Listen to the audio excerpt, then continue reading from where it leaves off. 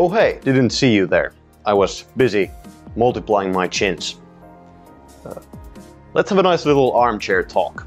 I've been cutting for 25 weeks now, and this was the first week in that entire time where my weekly average weight went up from the previous week. And by quite a lot at that. I gained almost 2 kilos to my average. But the reason for that is the quite unusual mix of circumstances in these last few weeks. Right before my diet break week, which was last week, I was sick and my appetite was very low, so I was eating pretty low calories, about 2,200 per day compared to the usual 3,000. And while my deficit wasn't any bigger than usual because I was also moving a lot less, it's a lot less food content, which means a lot less gut content, which means a lot less body weight, provided you're eating the same types of food, which I was. The result of this was a sudden new low weigh-in of 83.1 kilos, down from my previous 86.7, I have them marked here. So I effectively lost 4 kilos in the matter of 2 weeks. I even said that it felt wrong to lose that much weight at once. Now I knew that a large portion of that lost weight was indeed fat, because my weight had been stagnant for multiple weeks up until that point, despite being 100% certain that I was eating at a moderate calorie deficit through that entire time. I have my maintenance calories pretty well mapped out, as I've explained in one of these videos, and I was eating about 700 to 800 calories below that through that entire time. Even when you do lose fat, the fat cells temporarily get replaced by water afterwards, and they might hold that water for multiple weeks, and then suddenly it all flushes out at once. The problem is that I have never ever lost anywhere close to 4 kilos of weight in 2 weeks in that manner. Plus, my waist measurement didn't decrease proportionally to my weight loss. So I knew that a large portion of that lost weight was something else than fat. If I thought it was all fat, I would have made a vlog video about it with a fucking YouTuber face with an all caps title, "I lost 4 kilos of fat in 2 weeks. Here's how." But I knew that wasn't the case. A large portion of the weight loss must have been due to something else, and that something else could only have been one of two things. Either muscle loss due to being sick and not training for a week, which is the bad option, in case that needs to be clarified, or it was glycogen loss due to being sick and eating much lower carbs than I usually do, which is the good option, in case that needs to be clarified. Muscle loss, bad for human lift weights. Fuel loss, good. Hey guys, cargo truck reporting in from a later date. While editing and watching this video, I realized how stupid it is to say that you could lose 2 kilos of muscle from not training for a week. This will not happen to you. Even not training for 2 weeks probably won't cause any noticeable muscle loss. If you don't train for a month or two, then yes, you will lose muscle, maybe even 2 kilos of muscle. Now, let's get back to the video. Jumping back to the present time and me having gained back almost 2 kilos of weight is a huge relief, because it confirms it was all glycogen. I was eating at maintenance calories throughout my diet break, so there was no way I gained any fat. There is also no way for any lifter, especially an experienced one, to gain 2 kilos of muscle in just 1 week. Not even if you're regaining lost muscle. So it's all good.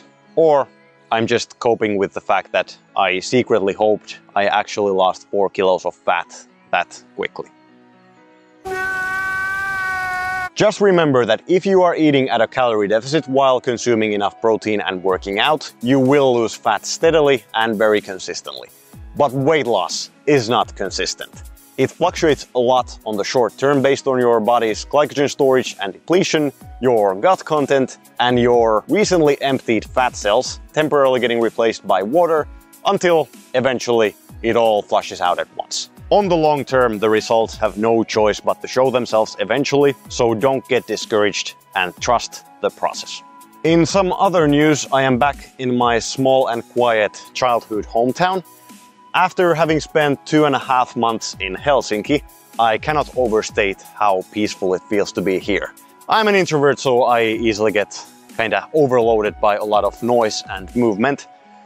So this here is just absolute healing and recovery for the soul. I'll be spending a few weeks here, after which I'll return to my actual city of residence. But until then, I'll be having a small vacation here.